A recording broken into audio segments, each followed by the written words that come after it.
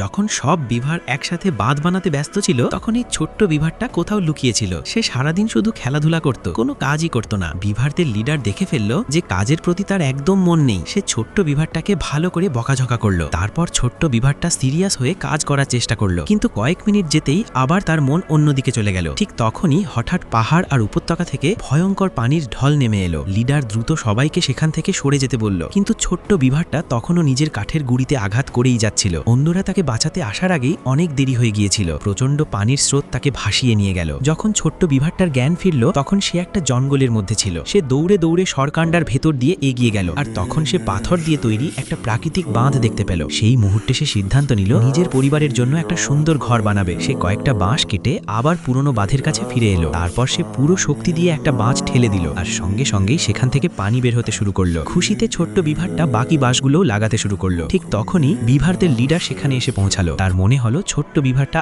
আবারও বাজে কাজ করছে। রাগে সে সব বাঁশ ভেঙে ফেললো আর আবার তাকে বকাঝকা করতে লাগলো। বাধ্য হয়ে ছোট্ট বিভারটা সেখান থেকে চলে গেল। সেই রাতে যখন সবাই ঘুমিয়েছিল তখন ছোট্ট বিভার আর তার বন্ধু চুপি চুপি আবার বাঁধের কাছে এলো। তারা আবার বাঁশগুলো লাগিয়ে দিল। ঠিক তখনই হঠাৎ খুব জোরে বৃষ্টি শুরু হয়ে গেল। ছোট্ট